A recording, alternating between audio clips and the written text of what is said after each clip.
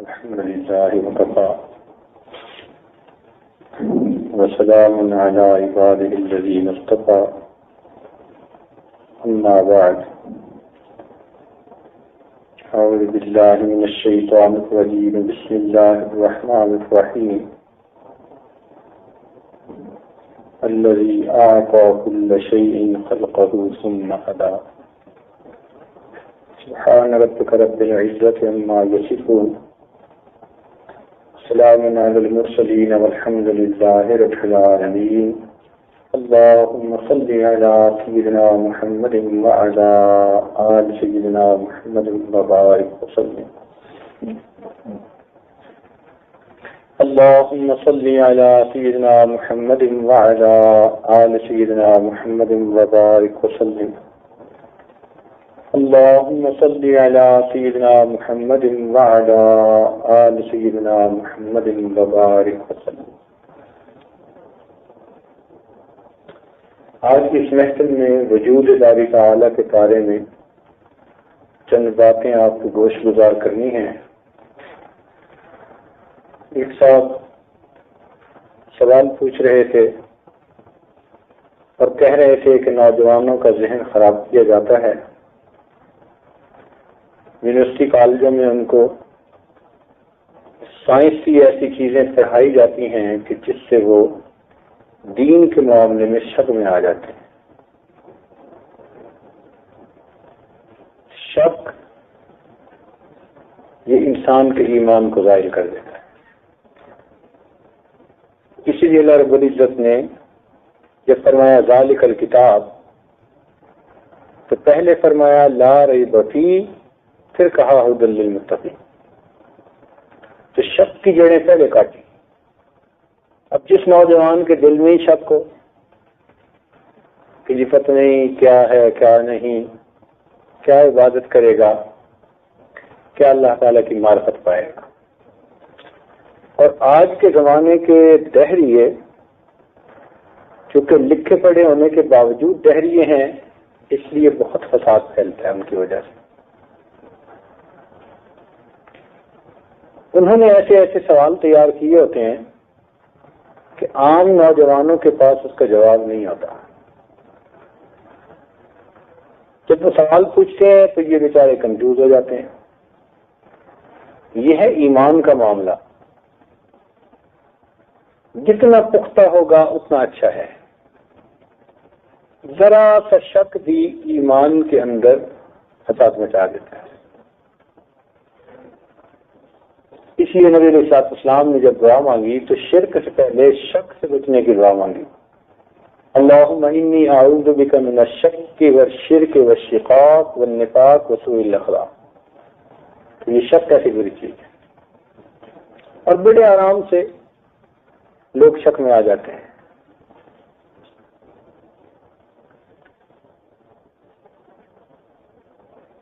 پہلے زمانے میں جب لوگ دہریت کے سوال پوچھتے تھے تو ان کے جواب اس دور کے زمانے کے مطابق تھے.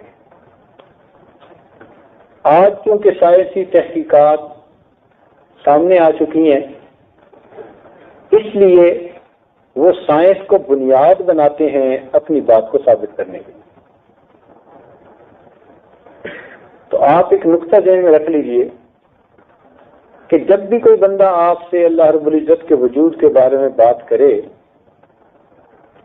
سب سے پہلی بات آپ اس سے یہ پوچھیں کہ یہ کائنات کیسے بنی. یہ کوشچن آپ کریں. ڈرنے کی ضرورت نہیں، گھبرانے کی ضرورت نہیں. یہ کوشچن آپ اس سے پوچھیں کہ یہ کائنات کیسے بنی. جیسے ہی آپ یہ سوال پوچھیں گے تو فوراً آپ کو جواب ملے گا کہ مادہ تھا، اچانک ایک دھماکہ ہوا جس کو یہ سائنس کی زبان میں بگ بینگ تھیوری کہتے ہیں. اچانک دھماکہ ہوا اور پھر آہستہ آہستہ یہ سب کائنات وجود میں آ گئی. جب وہ یہ بات کرے تو آپ اس کو شروع سے پکڑیں کہ یہ کیوں مفروضہ پیش کر رہے ہو کہ مادہ تھا، یہ کیوں مانتے ہو. اس کے پاس اس کا کوئی جواب نہیں ہوگا. اگر آپ نے یہ بات مان لی کہ دھماکہ ہوا تو اس کے بعد اس کے پاس سائنسی پروف ایسے ہوں گے کہ وہ آپ کو ہلنے نہیں دے گا.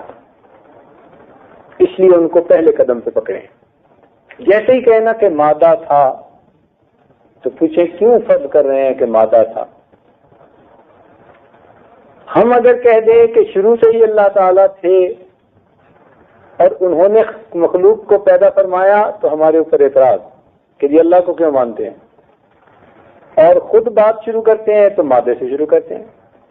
تمہارا مادہ اندھا بھی بہرا بھی, ہمارا خدا سننے والا دیکھنے والا زندگی والا. تو فرق دونوں میں کتنا زیادہ ہے. تو پہلا سوال جب بھی ہو یہ پوچھیں کہ کائنات کیسے پیدا ہوئی, وہ شروع اسی سے کرے گا کہ میٹر یعنی مادہ موجود تھا, اور اسی پوائنٹ پہ اس کو پکڑ لیں کہ کیوں یہ کہہ رہے ہو کہ مادہ موجود تھا. یہ ان کا سب سے کمزور پوائنٹ ہے. اگر آپ نے اس پوائنٹ کو نہ پکڑا اور اس نے بگ بینگ تھیوری پیش کر دی, پھر وہ سائنسی وضاحتیں پیش کرتا پھرے گا, پھر آپ پریشان ہو جائیں گے. تو اس لیے پہلے قدم پر اس سے یہ پوچھیں کہ یہ کائنات کیسے بنی, اور اسی نقطے پہ اس کو پکڑ لیں تو اس کے پاس آگے کرنے کے لیے کوئی بات ہی نہیں ہوگی. یہ لوگ عام طور پر ایک کوشچن کرتے ہیں, جیسے میں نے آپ کو بتایا نا کہ آپ اس سے کوشچن کریں, انہوں نے بھی کوشچن بنائے ہوئے ہوتے ہیں. عام طور پر کہتے ہیں کہ جی ہم تو دیکھ کے مانتے ہیں, سائنس پڑھنے والے ہیں, سائنس دیکھ کے پھر مانتی ہے, خیالی باتوں کو نہیں مانتی. تو اگر خدا ہے تو ہمیں دکھا دو کہ کہاں ہے. جب یہ کوشچن کرے کہ دکھا دو کہ خدا کہاں ہے, اس کی شکل کیسی, اس کا رنگ کیسا, ہم تو دیکھ کر مانیں گے, تو آپ اس کے جواب میں اس کو ہمیشہ ایک بات کہیے کہ انسان زندہ ہے یا نہیں. وہ کہے گا زندہ ہے. یہ زندہ روح کی وجہ سے ہے یا نہیں. وہ کہے گا ہاں روح کی وجہ سے. تو آپ اس سے یہ کہیں کہ ہمیں روح دکھا دو کہ وہ کہاں ہے. بڑا سادہ سا سوال اور بڑا سادہ سا جواب اس کا. اس کو کہو کہ ایک زندہ آدمی لیتا پڑا ہو, ایک مردہ لیتا پڑا ہو, تو ظاہر میں تو کوئی فرق نہیں نظر آتا. جو چیز نکل گئی اس کا رنگ بھی نظر نہیں آتا, پکڑ بھی نہیں سکتے. تو وہ روح کو مانتے ہیں اور بن دیکھے مانتے ہیں. تو اگر روح انسان کے جسم کے قیام کا سبب ہے, اللہ رب العزت کی ذات اس ساری کائنات کے قیام کا سبب ہے. وہ بن دیکھے روح کو مانتے ہیں, ہم بن دیکھے خدا کو مانتے ہیں. تو جب یہ کہیں گے نا جی ہم تو دیکھ کے مانتے ہیں, یہ جھوٹ بول رہے ہوں گے. لیکن چونکہ سامنے والے کو پتہ نہیں ہوتا کہ ان کو پکڑنا کہاں پہ ہے, اس لیے پھر ہمارے نوجوان وہ شک میں آ جاتے. تو جو دیکھنے کی بات کرے آپ اس سے پوچھیں, ہر چیز نظر تو نہیں نہ آتی, کچھ چیزیں محسوس بھی تو ہوتی ہیں. اچھا ایک آدمی کہتا ہے جی مجھے درد ہے, کبھی کسی کو درد نظر آئی؟ چھوٹی بڑی لمبی چوڑی, کسی نے درد دیکھی ہو جاتی ہوئی یا آتی ہوئی؟ مانتے سب ہیں. تو درد کو کیوں مانتے ہیں؟ کہ جسم گواہی دے رہا ہوتا ہے. ہم بھی اسی طرح خدا کو مانتے ہیں, ہمارا دل گواہی دے رہا ہوتا ہے.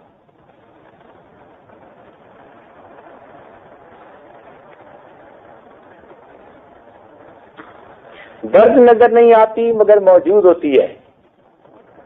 اسی طرح پروردگار عالم بھی نظر نہیں آتے مگر موجود ہے.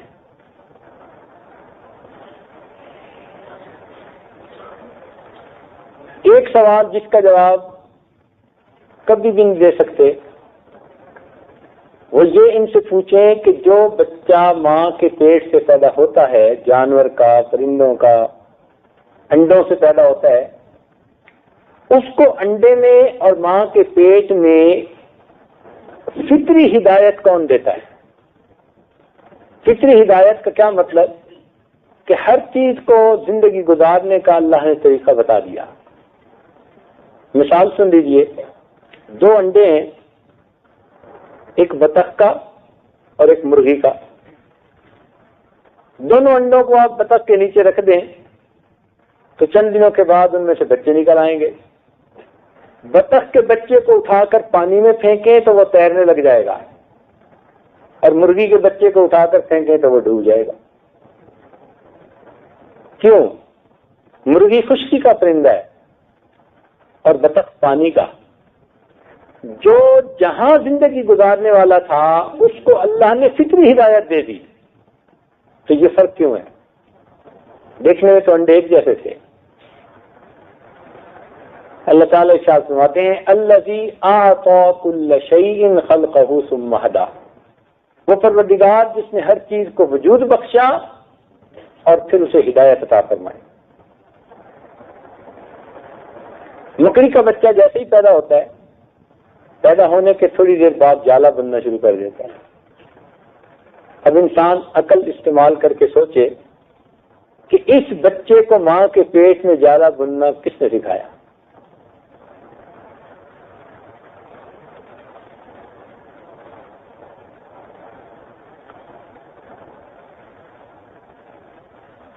تو یہ چیزیں اللہ رب العزت کے وجود کو ثابت کرتی ہیں کہ وہ ایک ایسی ذات ہے کہ جس نے مخلوق کو پیدا کیا اور جس کو جو ضرورت تھی اللہ تعالیٰ نے اسے وہ فطری ہدایت بھی عطا فرمائی. مچھلی نے کبھی تیرنا سیکھا، اس لیے کہ پانی میں اس کی زندگی گزرنی تھی. جو نیا بچہ مچھلی کا پیدا ہوتا ہے وہ تیرنا جانتا ہے، جو بچہ پرندے کا پیدا ہوتا ہے وہ اڑنا جانتا ہے. ہم لوگ تو ڈرائیونگ سے کئی مہینے گاڑی چلانا سیکھتے ہیں، اور وہ بھی کہیں نہ کہیں ڈینٹ ڈال کے پھر سیکھتے ہیں. تو اگر پرندوں کو بھی اسی طرح سیکھنا پڑتا فلائنگ، جیسے ہمارے پائلٹ جہاز اڑانا سیکھتے ہیں، ان بیچاروں کا کیا بنتا؟ پروردگار عالم نے ان کو فطری ہدایت عطا فرما دی. یہ فطری ہدایت اللہ رب العزت نے عطا کی ہے. قرآن مجید سے پوچھیں تو ایک آیت قرآن مجید کی ایسی ہے کہ بات اس میں صاف کر رہی ہے.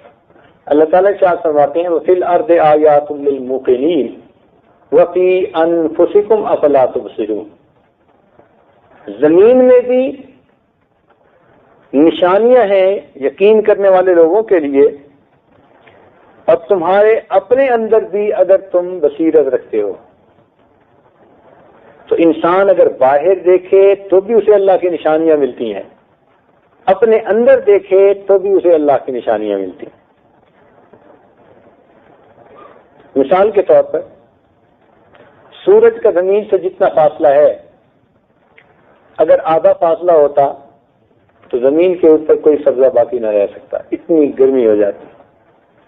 اور اگر دگنا ہوتا جتنا اس وقت ہے تو زمین پہ کوئی فصل پک ہی نہ سکتی، ہر وقت برف جمی ہوتی. وہ کون سی ذات ہے کہ جس نے سورج کا فاصلہ زمین سے ایسا رکھا کہ ہمارے پھل بھی پکتے ہیں، سبزیاں بھی پکتی ہیں.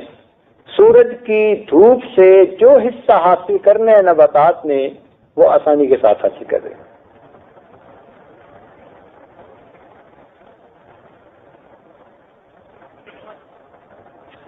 زمین اپنے محور کے گرد گھومتی ہے 1000 میل فی گھنٹہ کے حساب سے.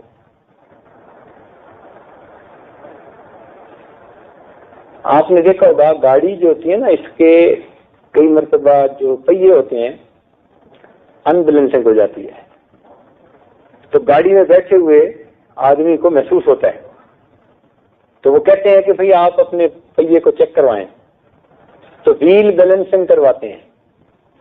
جو گاڑی بھاگی 100 میل کے فاصلے سے، اس میں چند گراموں کے وزن کا فرق آ جائے تو اتنا ہلتی ہے، اور زمین تو بھاگ رہی ہے 1000 میل فی گھنٹہ کے حساب سے.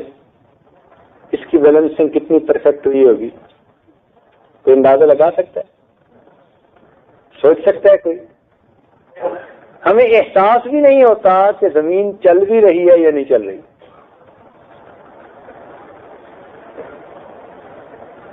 تو کس ذات نے اس زمین کو اتنا پرفیکٹ بیلنس کیا؟ وہ اللہ رب العزت کی ذات ہے.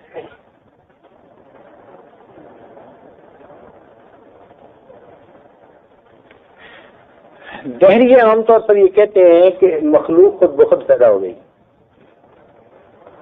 ایک تھیوری ہے جس کا نام ہے ایوولوشن تھیوری.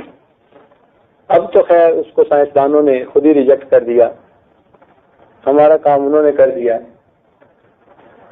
لیکن کسی زمانے میں یہ ڈارون تھیوری کی بہت پذیرائی ہوئی ہے. یہ کیا چیز ہے؟ وہ کہتے ہیں پانی تھا، مچھلی بنی، مچھلی سے اوپر چلتے چلتے چلتے چلتے بالآخر بندر بنا، اور کہتے ہیں بندر سے پھر انسان بنا. یہ ان کی لاجک ہے. اس کو ایوولوشن تھیوری کہتے ہیں. ہر دہریہ آپ کو یہی جواب دے گا کہ یہ چیزیں ایک سے دوسری بنتی گئیں بالآخر بندر بنا اور بندر سے انسان بنا.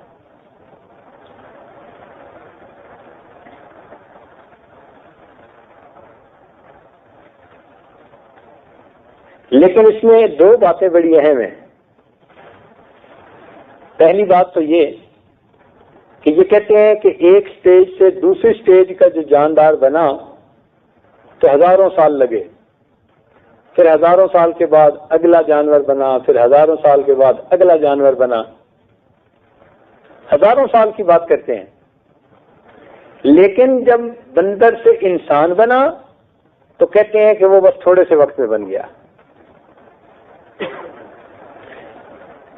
تو ان سے ایک کوشچن پوچھنا ضروری ہوتا ہے کہ انسان کے جسم کے باقی اعضاء کا بننا تو آسان ہے، دماغ کا بننا سب سے مشکل ہے. انسان کے جسم میں سب سے زیادہ کمپلیکیٹڈ چیز اس کا دماغ ہے، جس نے پورے جسم کو کنٹرول کرنا ہے. اب باقی اعضاء کے وجود میں آنے میں تو ٹائم لگا بہت سارا، اور کہتے ہیں عقل کے بننے میں ٹائم بہت تھوڑا لگا. تو یہ آپ بات ان سے پوچھا کریں کہ یہ بتاؤ کہ بھائی جو عقل سب سے زیادہ انسان کی کمپلیکیٹڈ ہے اس پر تو بہت زیادہ وقت لگنا چاہیے تھا، لیکن کہتے ہیں جی کہ وہ بس تھوڑی دیر میں بن گئے. جب آپ ان سے پوچھیں گے نا تو یہ درمیان میں ایک بات کہتے ہیں کہ جی مسنگ لنک ہے. یعنی جو یہ تفصیل پیش کرتے ہیں نا، اس سے یہ بنا، اس سے یہ بنا، اس سے یہ بنا. اب بندر سے جب انسان بنا تو درمیان میں یہ کہتے ہیں جی مسنگ لنک ہے. ان بیچاروں کا لنک مس ہوا ہوتا ہے.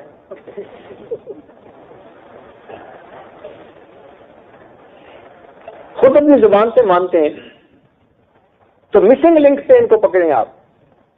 جب بھی کوئی بات کرے نا جی کہ جی بندر سے بنے تو مسنگ لنک کی بات آئے گی تو مسنگ لنک سے پکڑ لیں کہ کیوں یہ مانتے ہو کہ مسنگ لنک ہے. اس مسنگ لنک کے بغیر ان کا کام چل ہی نہیں سکتا.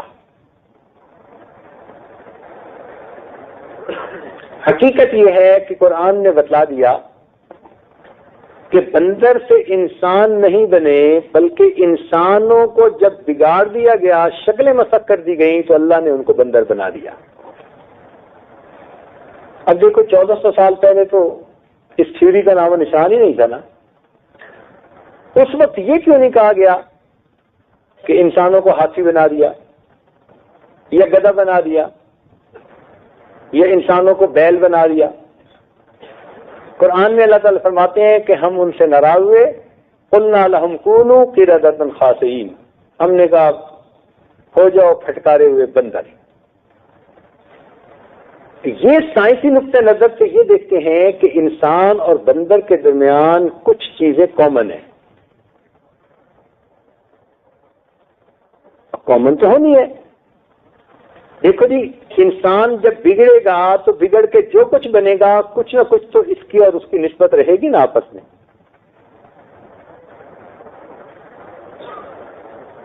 تو قرآن مجید نے تو پہلے بتا دیا کہ بندر انسان نہیں بنا، بلکہ اللہ نے نافرمان انسانوں کو بندر بنا دیا.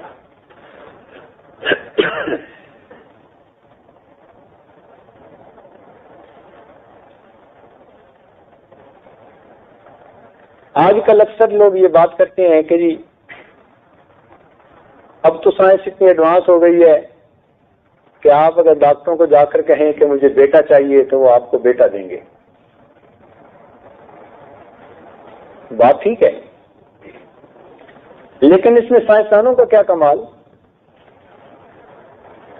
انہوں نے کیا کیا کہ اللہ رب العزت کو جو بنایا ہوا نظام ہے اس کو اسٹڈی کیا کہ بیٹی کی ولادت کیسے ہوتی ہے اور بیٹے کی ولادت کیسے ہوتی ہے، اور اس نظام کو اسٹڈی کرنے کے بعد پھر جو بیٹے کے بنانے کا نظام تھا اس کے مطابق وہ عمل کرتے ہیں اور بالآخر انسان کو بیٹا ملتا ہے. تو ایسے صورتحال میں ہمیشہ ایک بات ان کو یہ کہیں کہ بھائی اللہ رب العزت کے قانون کو اسٹڈی کر کے اس کے مطابق کوئی چیز بنا لینا یہ اللہ کا ہے، اللہ کی ہے، تمہاری نہیں ہے. ہم تو تب مانیں گے جب ان قوانین کو ایک طرف رکھ کے اپنے قانون بناؤ اور اس کے مطابق کوئی چیز بنا کر دکھاؤ. بات سمجھ رہے ہیں نا؟ اگر قانون خداوندی ہی کو استعمال کرنا ہے تو تمہارا کیا کمال ہے؟ ہم تو تب مانیں گے کہ اگر ان قوانین کو ایک طرف کر دیں، اپنا کوئی قانون بنائیں اور اس کے مطابق پھر بچہ بنا کے دکھائیں.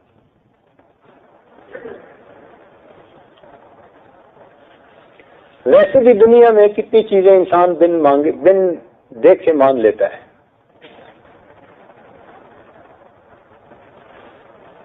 کچھ لوگ چاند پہ ہو کر آئے، دنیا مان ہی لیتی ہے نا کہ چاند سے ہو کے آئے ہیں، خود صاف تو ہم نہیں گئے تھے.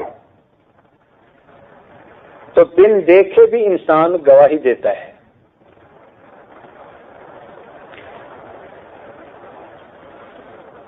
مجھے ایک شہر میں جانا پڑا تو وہاں ایک وکیل صاحب تھے، دہریے تھے.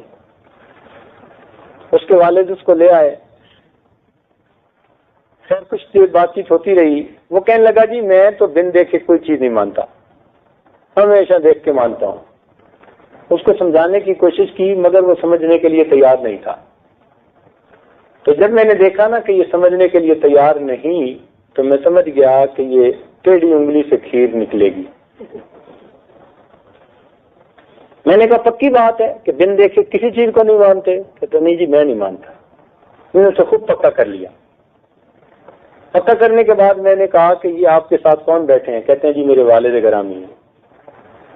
میں نے کہا یہ بتاؤ اس کو جو والد سمجھتے ہو تو دیکھ کے ماننا ہے یا بن دیکھ کے ماننا ہے؟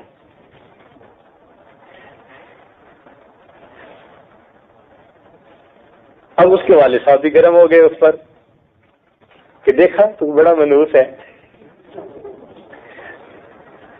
اس کو بڑی مصیبت پیش آئی. بھائی بتاؤ آپ نے کوئی والدہ سے پروف مانگا تھا؟ ماں نے کہہ دیا کہ بیٹا یہ تمہارے ابو ہیں اور ہم نے مان لیا اور ساری زندگی اپنے والد کی جگہ پر انہیں کا نام لکھتے ہیں. تو دنیا میں کئی چیزیں انسان بن دیکھے کسی کی گواہی پہ مان لیتا ہے. اگر ہم نے ماں کی گواہی پر اپنے والد کو مان لیا تو پھر نبی علیہ السلام کی گواہی پہ اللہ کے وجود کو کیوں نہیں مانتے؟ ہماری ماں تو جھوٹ بھی بول سکتی ہے، انسان ہے نا، لیکن نبی علیہ السلام صادق اور امین تھے.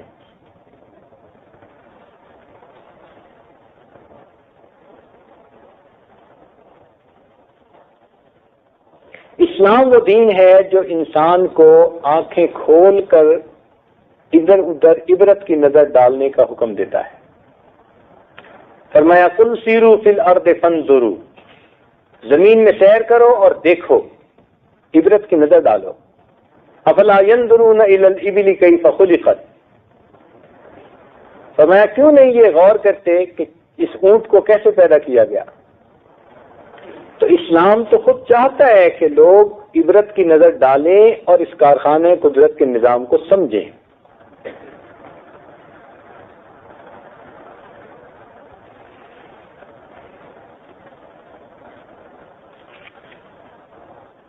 تو اللہ رب العزت کے وجود کی ایک دو دلیلیں آپ کو دے دیں کہ جو کہتے ہیں کہ جی یہ خود بخود پیدا ہوا، تو خود بخود کا قانون تو ایک جیسا ہونا چاہیے۔ جو چیز خود بخود بنتی ہے تو پھر اس کا تو قانون ایک جیسا ہونا چاہیے۔ اگر انسان خود بخود بنا تو اس کا مطلب ہے اس کے جسم پہ جہاں بھی بال ہیں ان بالوں کے بڑھنے کی رفتار ایک جیسی ہونی چاہیے، خود بخود جو بنا۔ لیکن داڑھی کے بال اور رفتار سے بڑھتے ہیں، سر کے بال اور رفتار سے بڑھتے ہیں، پلکوں کے بال اور رفتار سے، انسان کی بھووں کے بال اور رفتار سے، بازوؤں کے اوپر بال اور رفتار سے۔ اب یہ بتائیں کہ انسان کے جسم میں بال ہیں، ہر بال کی نشو و نما کو جو مختلف تناسب اللہ نے دیا، یہ اللہ کے سوا کون اور کر سکتا ہے؟ ورنہ تو ایک قانون ہوتا کہ ایک رفتار سے بال بڑھتے، تو اگر پلکیں بھی سر کے بالوں کی طرح بڑھتی تو کتنی خوبصورت ہوتی،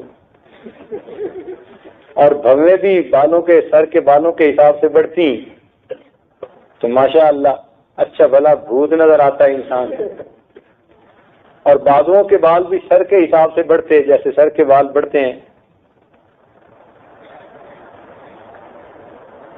ہر جگہ کے بالوں کو بڑھنے کے لیے مختلف رفتار دینا، یہ اس کا مطلب ہے کوئی پیچھے ذات ہے جو اس کو گورن کر رہی ہے۔ اور بال بڑھتے ایسے ہیں کہ انسان خوبصورت نظر آتا ہے۔ اچھا اگر ہڈیاں ایک جیسی بڑھتی سارے جسم کی تو سپوز بچے کی ٹانگ شروع میں ہوتی ہے 1 فٹ، جوان ہو جاتا ہے تو پھر یہ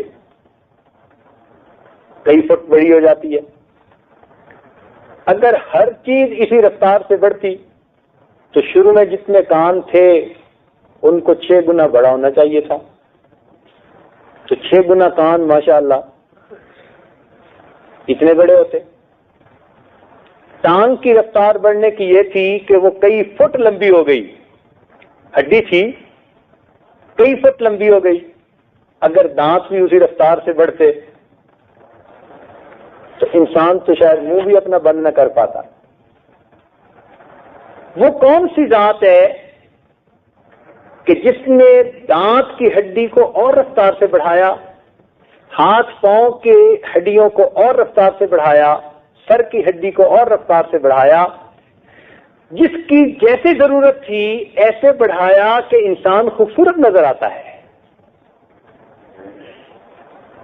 تو یہ اللہ رب العزت کی ذات ہے۔ اور پھر مزے کی بات یہ کہ پروردگار عالم نے ہر انسان کو پیدا کیا۔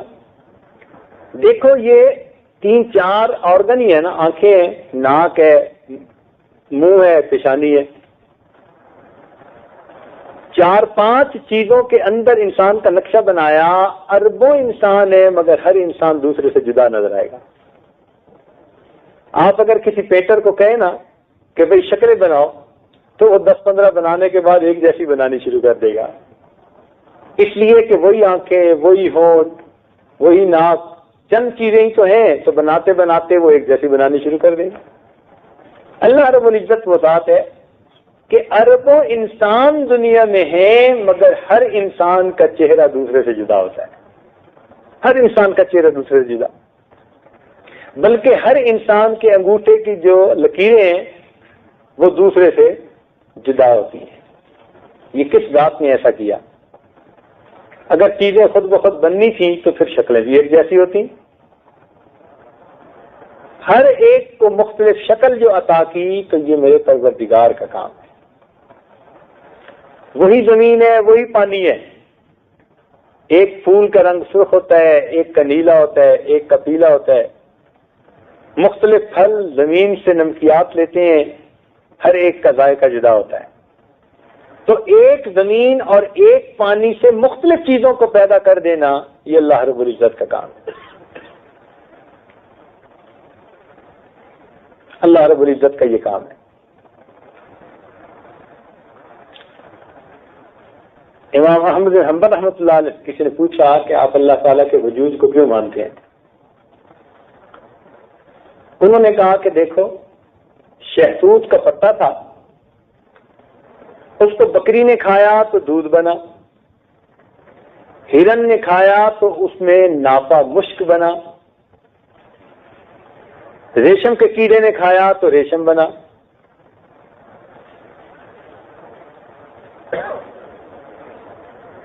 شہد کی مکھی نے کھایا تو شہد بنا. ایک ہی پتا ہے، مختلف جاندار اس کو کھا رہے ہیں اور ان میں سے مختلف چیزیں بن رہی ہیں. تو انسان بھی کبھی ایسی 10-15 مشینیں بنا لینا کہ اس میں پتے ڈال دے صبح صبح اور پانی ڈال دے تو ایک میں سے شہد نکل رہا ہو، اور دوسری میں پتے ڈال دے پانی ڈال دے اس میں سے دودھ نکل رہا ہو، اور تیسری میں سے مشک نکل رہا ہو، اور چوتھی میں سے ریشم بن کے نکل رہا ہو. انسان ایسی مشین بنا سکتا ہے؟ نہیں تو بنا سکتا. تو یہ مشینیں اگر بنائی ہیں تو کس نے بنائی ہیں؟ اللہ رب العزت نے بنائی، پروردگار عالم نے بنائی ہے. اس لیے اللہ رب العزت کے وجود کو ہم مانتے ہیں اور ٹھوس مانتے ہیں، اس میں کوئی کچی بات نہیں ہے. امام راضی رحمۃ اللہ علیہ نے اللہ تعالیٰ کے وجود پر 100 دلائل لکھے ہیں. ایک مرتبہ جا رہے تھے تو شیطان مل گیا. تو شیطان نے کہا جی سناؤ کیا کام کیا؟ کہنے لگے اللہ تعالیٰ کے وجود پر 100 دلائل جمع کیے ہیں. وہ کہنے لگا یہ کیا بات ہوئی، مجھے بیان کرو، میں دلیلیں توڑ دوں گا. ان کا نہیں میرا ایمان بڑا پکا ہے. کہنے لگے مناظرہ کرنے ہیں کہ کر لو. اس نے کہا دیکھو آپ کا ایمان کچا اور یہ جو دیہاتی ہے نا اس کا ایمان زیادہ پکا ہے. وہ کہنے لگے یہ کیسے ہو سکتا ہے؟ 100 دلائل میں نے لکھے، عالم ہوں، یہ کہتے ہیں کہ آپ کا ایمان کچا، اور یہ جو دیہاتی جا رہا ہے اس کا ایمان پکا. تو انہوں نے پوچھا بھائی بات سمجھ نہیں آئی. کہتے ابھی آپ کو دکھاتا ہوں. وہ دیہاتی کے پاس گیا شیطان، اور جا کے اسے کہتے ہیں کہ خدا موجود کوئی نہیں. اس نے جوتا اتارا، کہتے تیری ایسی تیسی.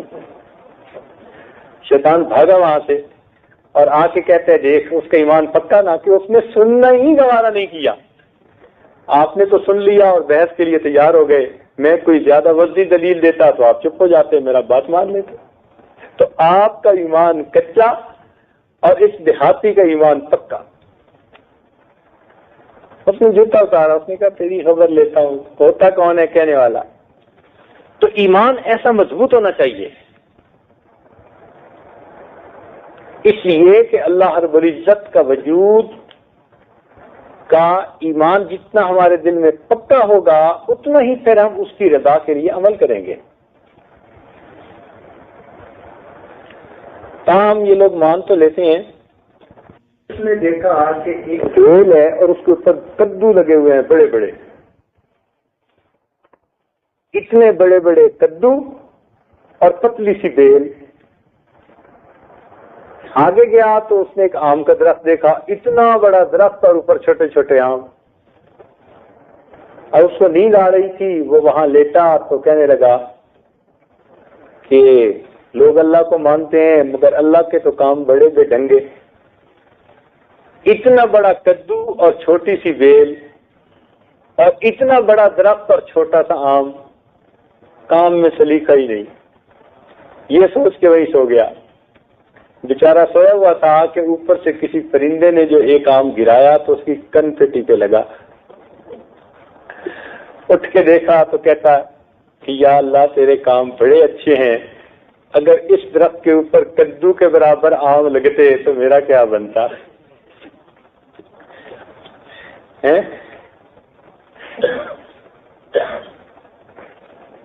تو جب ٹھوکر پڑتی ہے سمجھ ان کو بھی بات آ جاتی ہے.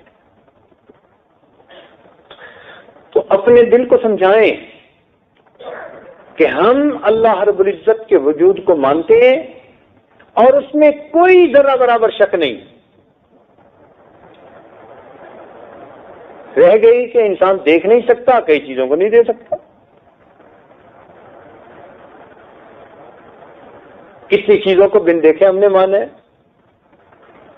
تو اس لیے اللہ رب العزت کے وجود کے بارے میں دل میں پکا معاملہ ہو کہ اللہ رب العزت نے ہمیں پیدا کیا اور ایک دن ہمیں اس کے حضور پیش ہونا ہے. اس کے لیے تیاری کرنی ہے. اپنے ایمان کی حفاظت کیجیے. انسان کے پاس سب سے زیادہ قیمتی چیز اس کا ایمان ہوتا ہے. ایمان سے زیادہ قیمتی چیز اور کوئی نہیں. اس ایمان کی خاطر انسان اپنی جان بھی دے دیتا ہے تو وہ شہید کہلاتا ہے.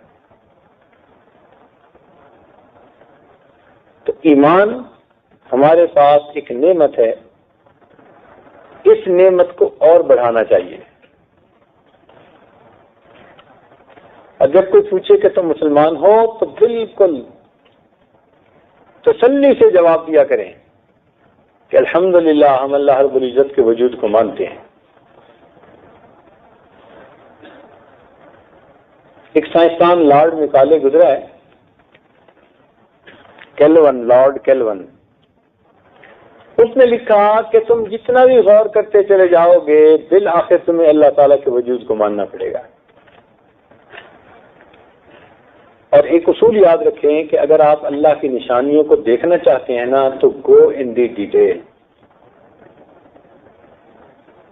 ظاہر میں موٹا موٹا دیکھیں گے تو نشانیاں نظر نہیں آئیں گی، لیکن جس قدر آپ اس میں غور کرتے چلے جائیں گے اور اس کی تفصیل کھلتی جائے گی اتنا ہی دل سے آواز نکلے گی کہ اللہ تو موجود ہے کہ جس نے آپ نے کائنات کو پیدا کیا.